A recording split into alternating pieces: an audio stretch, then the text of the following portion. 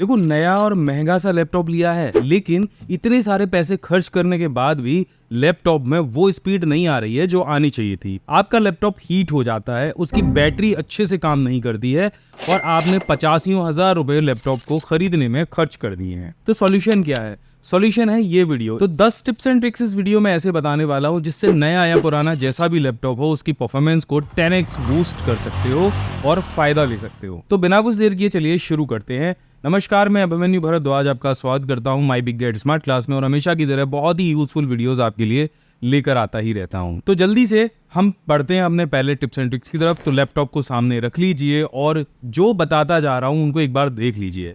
देखो, वैसे तो हमारे लैपटॉप के अंदर बहुत सारी एप्लीकेशंस हम इंस्टॉल ही करते हैं, लेकिन कुछ एप्लीकेशन ऐसी भी होती हैं जो आपके बिना चलाए भी लैपटॉप के बैकग्राउंड में चलती रहती हैं। ऐसी एप्लीकेशंस को अगर आप डिसेबल कर देंगे, भाई जिनके बारे में आपको नहीं पता है कि ये एप्लीकेशन मुझे नहीं यूज करनी थी, वो भी चल रही हैं, तो यहाँ पे स्टार्ट बटन पे आपको जाना है और यहाँ पे स्टार्टअप एप्स टाइप कर देना है। जैसे आप स्टार्टअप एप्स पे टाइप करोगे तो यहाँ वो सारे एप्लीकेशन की लिस्ट आ जाएगी जिनको कंप्यूटर अपने आप ही कंप्यूटर के स्टार्ट होते ही ऑन कर देता है। अब मान के चलो मुझे यहाँ पे व्हाट्सएप यूज ही नहीं करना था जब मैं अपना कंप्यूटर यूज कर रहा हूँ, लेकिन यहाँ पे आप क्या देख रहे हो कि यहाँ पे व्हाट्सएप भी ऑन है स्टार्टअप ऐप में, तो बैकग्राउंड में ये भी चलेगा। ऐसे ही यहाँ पे देखो विंडोज सिक्योरिटी है, ये भी ऑन रहेगी। तो आपको जो जो एप्लीकेशन नहीं चाहिए, नहीं चाहते कि भैया मैं ये कंप्यूटर के स्टार्टिंग करते समय मैं इनको यूज़ करूँ, जब चाहूँ तब तो चल जाएं। जैसे यहाँ पे आप देखो स्पॉटिफाई है, क्विक शेयर है, ऐसी बहुत सारी एप्लीकेशन है। तो जो मैं जब चाहूँ ये तब स्टार्ट हो, मेरे बिना चाहे स्टार्ट ना हो, तो आप इनको यहाँ से ऑफ कर सकते हैं। और कुछ एप्लीकेशन ऐसी हैं जैसे कि विंडोज सिक्योरिटी नोटिफिकेशन आइकन है, तो आप यदि चाहो तो इसको ऑन रख सकते हो। तो जिन एप्लीकेशन को चाह रहे हो उनको ऑन रखो, बाकी को ऑफ कर दो। तो इससे परफॉर्मेंस जो है वो बूस्ट होगी, क्योंकि बैकग्राउंड में ना ये सारे एप्लीकेशंस आपकी रैम और सीपीयू का इस्तेमाल करती हैं, कंप्यूटर के रिसोर्सेज का इस्तेमाल करती हैं। अब बढ़ते हैं अपने दूसरी ट्रिक की तरफ, जो कि बहुत ही इंपॉर्टेंट है आपके लैपटॉप के स्टोरेज के लिए। बहुत जल्दी से भर जाता है क्योंकि टेम्परेरी फाइल ही इतनी सारी आ जाती हैं। आप बहुत सारे वेब पेजेस को ब्राउज करते हो, उनको इंटरनेट पे बहुत सारा काम करते हो, ऐसे ही बहुत सारी एप्लीकेशन है उनको इंस्टॉल करते हो, तो उस टाइम पे कुछ टेम्परेरी फाइल आपके सिस्टम में रह जाती हैं और बहुत सारी बेकार की फाइलें भी हैं जो बैकएंड में रन करती हैं। इसके लिए यहाँ पे सर्च पे जाओ और यहाँ पे स्टोरेज सेंस टाइप करो। इस पे आप क्लिक करोगे तो यहाँ पे आपके जो विंडोज का जो स्टोरेज सेंस है वो ओपन हो जाएगा और यहाँ पे आपने कितनी एप्लीकेशन इंस्टॉल कर रखी हैं, अदर पीपल्स के द्वारा कितनी है, डेस्कटॉप पे कितना मटेरियल है, टेम्परेरी फाइल कितनी है, ये सारी लिस्ट आपके सामने आ जाएगी। और यहाँ से अगर आप इस वाले सिस्टम को, इस वाले आइकन को ऑन करेंगे जिसमें स्टोरेज सेंस लिखा है, तो यहाँ पे क्या चीज़ होगी वो बता देता रहता हूँ। यहाँ पे ऑटोमेटिकली आपका जो स्पेस है वो फ्री हो जाएगा, टेम्परेरी फाइल डिलीट हो जाएंगी और जो लोकल क्लाउड कंटेंट है वो भी ये कंप्यूटर आपको अपने आप मैनेज कर लेगा। इसके बाद यहाँ पे क्लीन अप भी रिकमेंडेशन के लिए आ रहा है, तो अगर आप चाहो तो यहाँ पे अपना जो डिस्क है वो क्लीन कर सकते हो।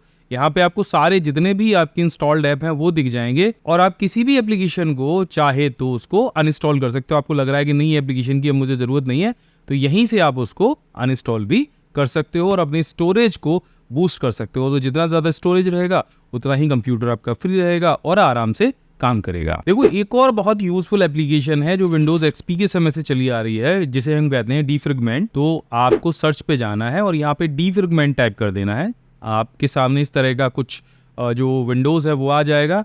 अब देखो, यहाँ पे आप अपने जो आपकी हार्ड डिस्क ड्राइव है आप उसको ऑप्टिमाइज कर सकते हो। होता क्या है कि जब भी आप कोई भी चीज़ अपने कंप्यूटर में कॉपी या पेस्ट करते हो तो वो अलग अलग जगह अव्यवस्थित रहती है।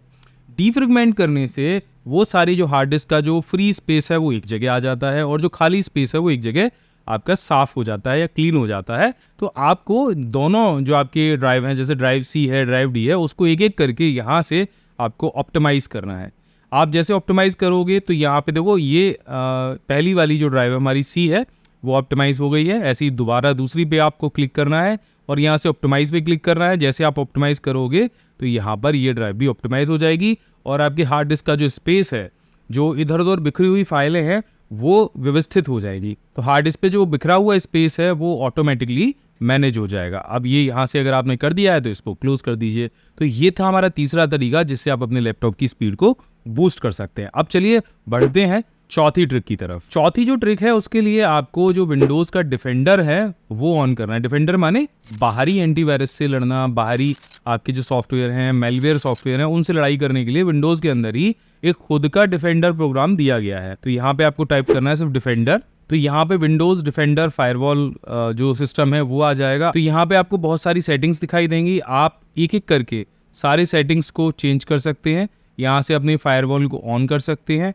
इसके अलावा यहाँ पे एडवांस सेटिंग में भी बहुत सारे ऑप्शंस दिए गए हैं जिन्हें भी आप एक एक करके ऑन कर सकते हैं। जैसे मैंने यहाँ पे विंडोज डिफेंडर फायरवॉल ऑन कर रखा है, अपनी जो प्रोफाइल है उसको प्राइवेट कर रखा है, पब्लिक प्रोफाइल को भी प्राइवेट कर रखा है। इस तरह से आप अगर इस प्रोग्राम को भी ऑन करके चलेंगे तब भी आप अपने कंप्यूटर को सुरक्षित रख पाएंगे बाहरी वायरस से, और वायरस नहीं आएगा तो आपका लैपटॉप वैसे भी अच्छा ही काम करेगा। देखो अब एक और बहुत काम की चीज आपको बताने वाला हूं। आपके कंप्यूटर में होता है रिसोर्स मॉनिटर।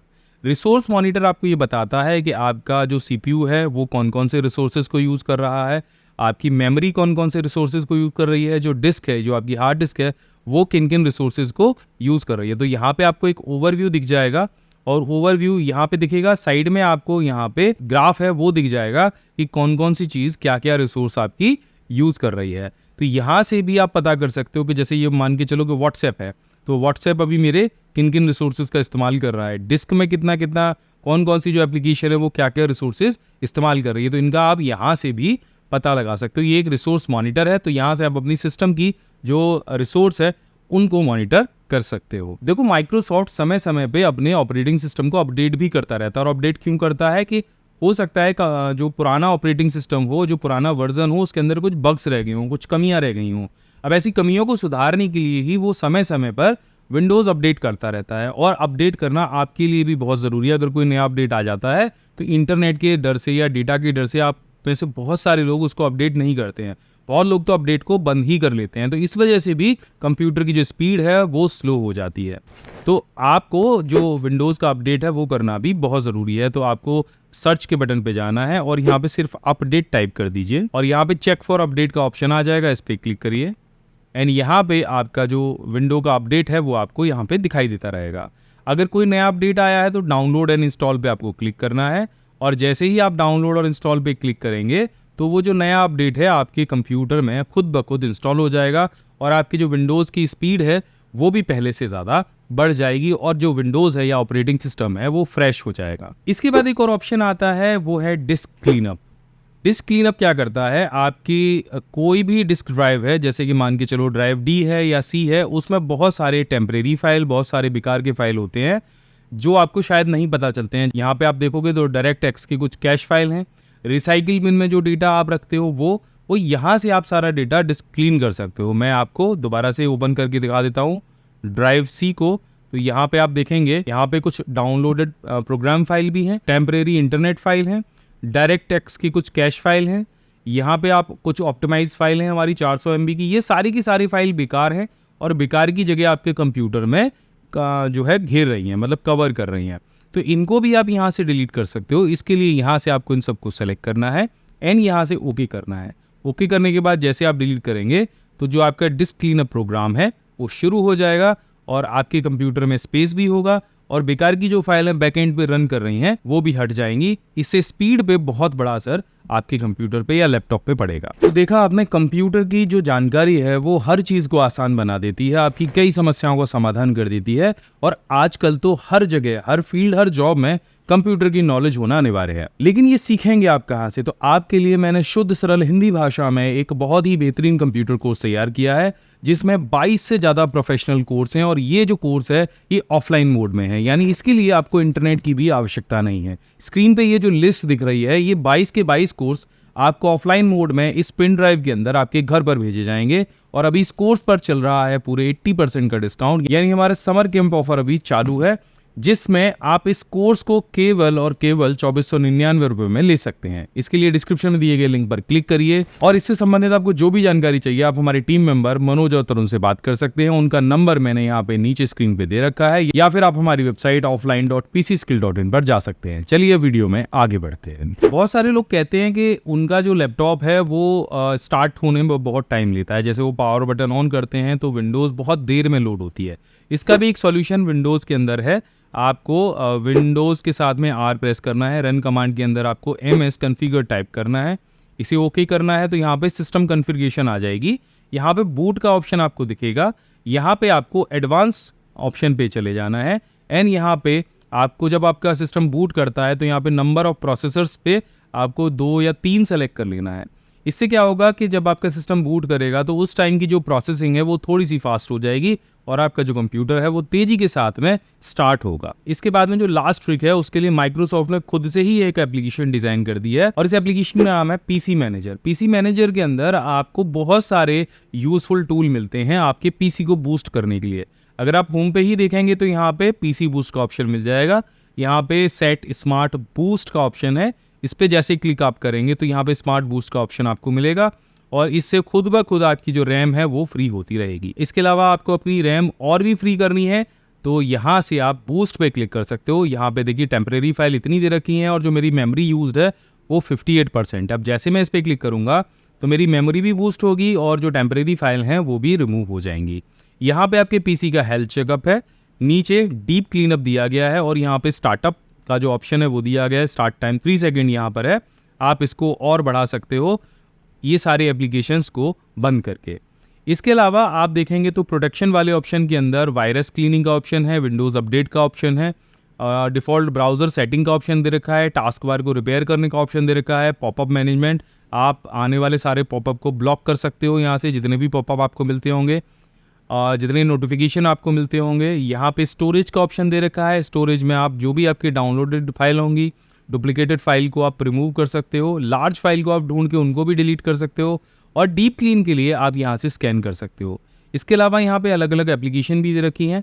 यहाँ पे आप देखेंगे स्टार्टअप एप्स की एप्लीकेशन है, प्रोसेस मैनेजमेंट है। अगर ये सारी चीज़ें आप देखेंगे प्रोसेस मैनेजमेंट में जाके तो अभी बैकएंड में ये सारे प्रोग्राम अभी रन कर रहे हैं। आपको इसमें से एक भी प्रोग्राम अगर हटाना है, बंद करना है तो आपको सिर्फ क्या करना है, एंड प्रोसेस पे क्लिक करना है और उस प्रोग्राम की जो प्रोसेस है वो बंद हो जाएगी। इससे आपकी रैम भी फ्री होगी और आपकी जो CPU यूज्ड है वो भी फ्री होगा।